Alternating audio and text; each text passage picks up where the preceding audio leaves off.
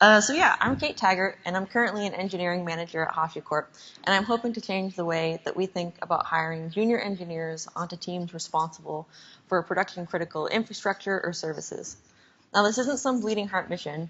Many of the excuses that I hear from people when they say they can't hire junior engineers onto their team actually belie underlying engineering practices that are somewhat risky. So I'll be talking through some of those inconsistencies in this talk. But first, what the heck do I know about hiring junior engineers onto production critical teams? When I was at New Relic, I managed a team that was responsible for about 85% of our web and API traffic. This team was answerable to 8 other teams for daily deploys to get all of their code out into production as well. And we hired 2 Hackbright grads onto that team. For those not familiar, Hackbright is a really great women-focused code boot camp in San Francisco. So if you were a New Relic customer around like 2015, 1/3 of the main team that was keeping the product up and running was fresh code school grads. I also worked at Simple for a little while. That's an internet bank based in Portland, Oregon, on one of our back-end teams there, and we hired someone that was fresh out of a CS program onto that team as well. And she didn't lose anyone's money. Lastly, in my current team, at HashiCorp, we haven't hired any junior engineers yet, and later on in this talk, I'll discuss a little bit about why, because it's an open question for me, and I would love your help nerding out about it. So first, to set the scene. As nerds, we love learning by breaking things. This is how many of us got into the field in the first place. And even now, among more modern tech companies, intentionally breaking things in production is accepted as a way to root out unseen problems in your production environment. Think of Chaos Monkey and the Simian Army. We even had a workshop here at SREcon on Tuesday focusing on chaos engineering. So these are things that we are innately comfortable with these days. Let's intentionally break things in production. So why then, when I ask people, hey, why haven't you hired any junior engineers on this team? I hear, well, we're afraid that they'd break things. But aren't we now unleashing code in production to intentionally do the thing that we said we're worried about junior engineers doing? So we're going to bust some myths today. But first, let's talk about why would you even want to hire junior engineers on your team? Well, there's several benefits. First, they bring a great sense of curiosity to your team. They bring fresh perspectives and may see things that your other engineers who are really entrenched in their ways may have missed. They also bring a love for the game to the industry. They're new, they're excited to get started, and this can be a good antidote for some of your more jaded senior team members. Third, grunt work isn't necessarily grunt work for your junior engineers. Menial tasks that your senior engineers may kind of groan at, those are actually really good learning experience for people who are newer in their career. And lastly, great managers know that constructing a well-oiled team means thinking about group dynamics. You're not just looking to hire a bunch of identically skilled clones. You're putting together a heist crew. Say you're robbing a bank. You don't want to get together 8 people to all go in and get the money. Who's going to drive the van? Who's going to look out for the police? These are the sorts of things that you should be thinking about when you're constructing a team. I haven't robbed a bank yet, but if the if the whole eng manager thing doesn't work out, I might. So, myth number 1. I like to call this the tough guy fallacy. Mr. Tough Guy says, our production architecture is so complicated, a junior engineer couldn't possibly understand it. Well, you may be able to explain your architecture to me in the light of day, but what happens when you wake up at 3 a.m., you got paged because there was a production outage? That junior engineer is a pretty good litmus test for how well your 3 a.m. self is going to be able to understand your production architecture. So consider ways you may be able to simplify it. Or if you can't, consider ways you may be able to document your architecture. While I was working at New Relic, at a certain point, our architecture had become so complicated that even the new principal level engineers that we were bringing on to the product had trouble keeping the whole thing in their heads. One of them just created this 4 by 6 foot poster in the hallway where he would hand draw all of the services and all the types of connections between them. And eventually we turned that into a small web app where people, when they would introduce new services into production, not only would they put in your usual service discovery configs for computer-to-computer communication, but they'd also put in a small human-readable config that would get read into this web app. And so we would have an up-to-date diagram of how all of our services talk to each other, the types of protocols used, the format of the data going over the wire, things like that. So if you can't simplify your architecture, find ways to make it easily discoverable and understandable. Next, I call this the Ms. Artiste fallacy. Ms. Artiste says, our deploy process is an intricate 18-step process, and we just can't trust a junior engineer to get all the steps right. Well, maybe your deploy process shouldn't be an artisanal 18-step process anyway. Perhaps there are sections of it that you could automate to help decrease the potential for human error. And make sure that you have a really solid rollback story as well that you test often. Going back to the whole grunt work isn't grunt work to junior engineers thing, when you ask your senior engineers to test your rollback process once a week, they're going to be like, do we have to eat the broccoli? But for a junior engineer, that's a great learning experience. And if you pair a junior engineer with someone that's more experienced on your team to continually test your deploy rollback process, you're building important human connections. I always like to say that, well, I'm a fan of the saying that you shouldn't be meeting your neighbors for the first time when your house is on fire. It's the same thing in ops. You should be building those human connections with each other before production goes down. And regularly teaming up team members to practice your rollback process is a great way to build those relationships. All right, the last myth, tooling. I call this the Mr. Darwin Awards fallacy. I have actually had someone say this to me. Sometimes we have to update production database records by hand, and we just can't trust a junior engineer to not drop a whole database by accident. Let us agree. We shouldn't be manually changing things by hand in our production databases anyway. We should have a tooling layer in between us and our databases that helps limit undesired destructive actions.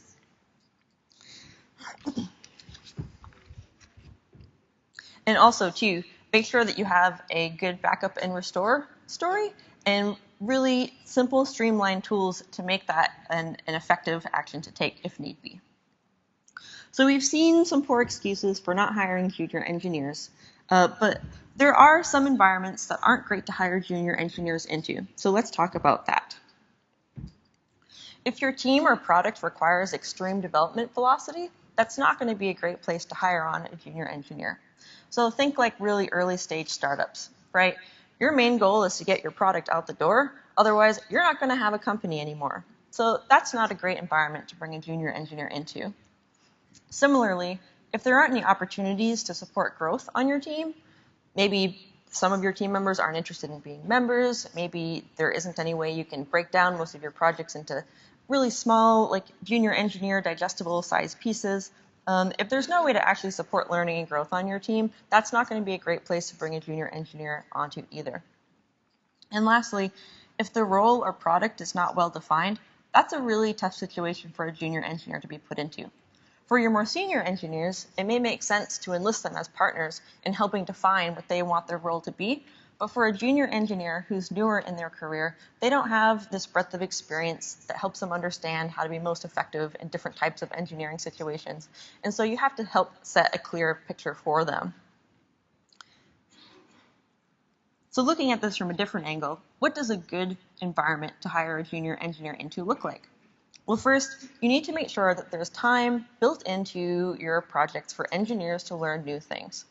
If you're just always giving work to people based on who can do it the fastest, that's not an environment in which anyone's going to be learning anything on your team. This is also true for your more senior engineers. If you're never giving them a chance to stretch their muscles either, they're going to get bored and leave. So this is important for all of your team members. Secondly, make sure that you're rewarding mentorship on your team. One thing that I've seen a lot is organizations will claim that they value mentorship, but they never seem to publicly reward, recognize, promote the team members who are really doing an excellent job of mentoring newer team members. So make sure that you're making that a very clearly rewarded value of your organization. And lastly, set clear expectations. This is important for all of your team members, but for junior engineers, make sure that you're checking in often. Since they're newer to the field, they don't really have a good sense for what's a healthy amount of struggling. How long should they kind of suffer in silence, trying to figure out the answer on their own before they reach out to someone for help? If you're proactively checking in with them, you're helping them calibrate that sense for themselves. Okay, so I did promise that I would talk a little bit about why I haven't hired a junior engineer onto my current team yet.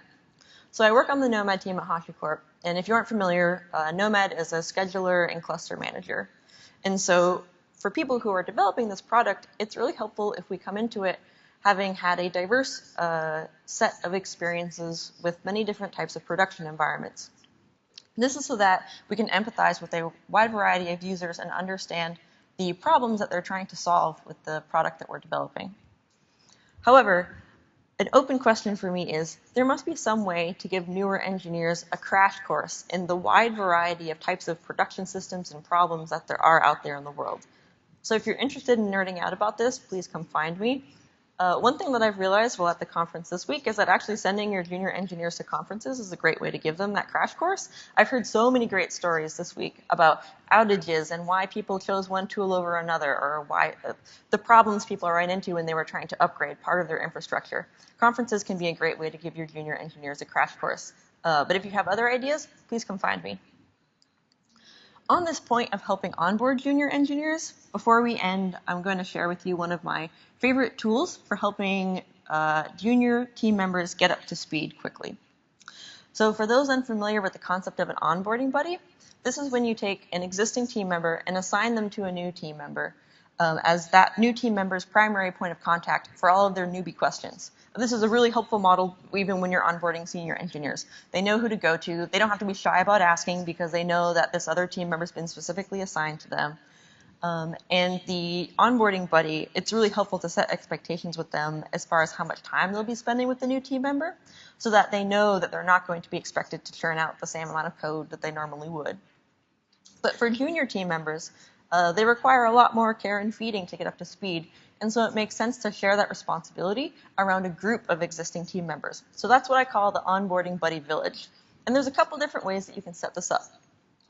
In one case, when we hired a Hackbright grad onto our team at New Relic, we got about 3 or 4 other team members together along with the new hire, and we all sat down and we came up with a list of things that we thought the new hire needed to learn in order to get up to speed effectively.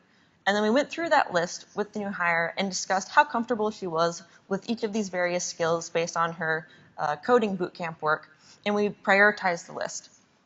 Each of the buddy villagers had a regular one-on-one with the new team member, and in those one-on-ones would cover these topics with the new team member. And then once we had a shared Google Doc, and so once they'd covered a topic with the junior engineer, they'd cross it off the list so that we all stayed in sync and weren't duplicating effort.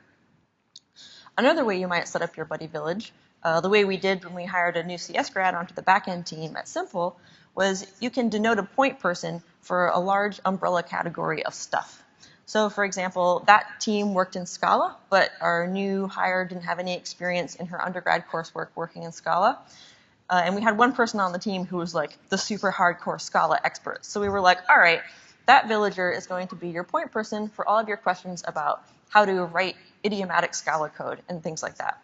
We had another team member who had some really solid ops experience, and that person was the point person for where do our logs live? How do we collect them and store them and ship them? How do you read them? And so on. So this team member had a really clear place to go anytime they had a question that fell under a certain umbrella. So in conclusion, there are several ways that adding a junior team member to your team can help root out some unseen problems in your architecture, your process, or your tooling. Consider your architecture. Maybe you need to simplify it, or if you can't, perhaps there are ways that you could better document it. Consider your processes like deployments, testing, things like that. Are there ways to streamline or remove possibilities for human error? And lastly, consider your tooling. Is your tooling always attempting to help save you from yourself? Does it make things like rollbacks, backups, restores really easy? So by forcing yourself to ask these questions, onboarding junior engineers onto your team can help make your product and your infrastructure more reliable. Thank you.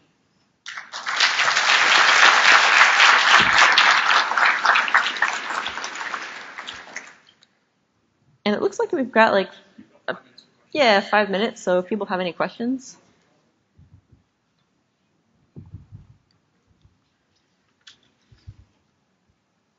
I have a question. So we have a lot of junior engineers on my team, and some of them are very quick to ask questions, which is good. But I know that if they just spend a couple minutes more, they might learn something better. So I'm wondering, how do you push back against that, but keep that dialogue open and not shut them down?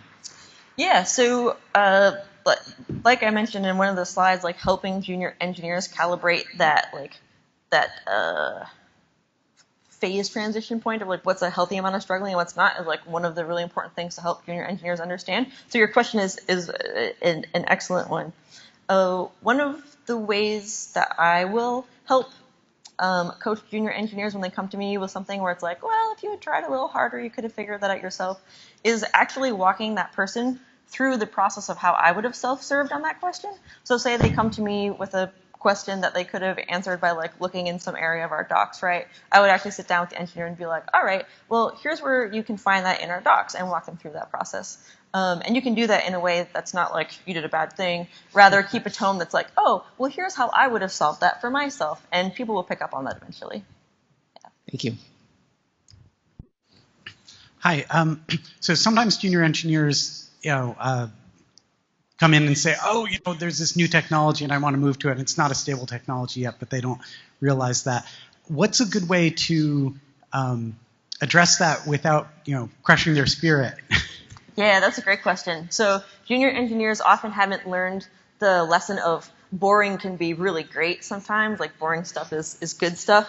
One of the ways that I find effective is to share some of my own stories from when I was a more junior engineer.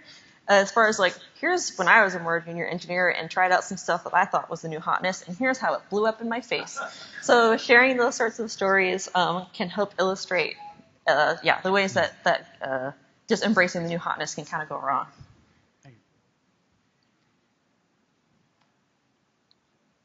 Hi. We also have a lot of junior engineers, and we also use a buddy system. Buddy system's great. But my question is, when you're hiring a lot of people and you have a limited number of senior engineers that are supposed to train lots and lots of junior engineers, and you're hiring, I don't know, every month plus one engineer, how do you combat burnout from just training people all the time? Yeah, so a couple of things there. One, like it really is the responsibility of the manager for the team to make sure that they're not overwhelming the team with onboarding duties. And that's true even if you're onboarding a ton of senior engineers too, like they're still going to take time to onboard as well. So that's one part to it. But say like maybe it's unavoidable or like you just have to live with the decisions being made. In that case, consider ways in which you can help the group of more junior engineers help each other learn, pairing them up to ask questions of each other before coming to the rest of your team can be a helpful way to kind of like cut down on some of the traffic coming to the rest of the team. Thanks. I love your creativity and storytelling abilities. Can you speak up a little bit? Yeah, I said I love your creativity in slides and storytelling abilities. I want to make a point. Each of us here are junior, depending on where you sit in the chart, right? So there's everything. Every day you learn something new. You need to exercise new bits. I think acknowledging that is really important when you're trying to empathize with someone you're bringing onto the team. So we should just try to just resonate that message too. So thanks. Yep, great point. We're all still always learning. Yep. Hi, that was a really good talk, and thanks for doing it.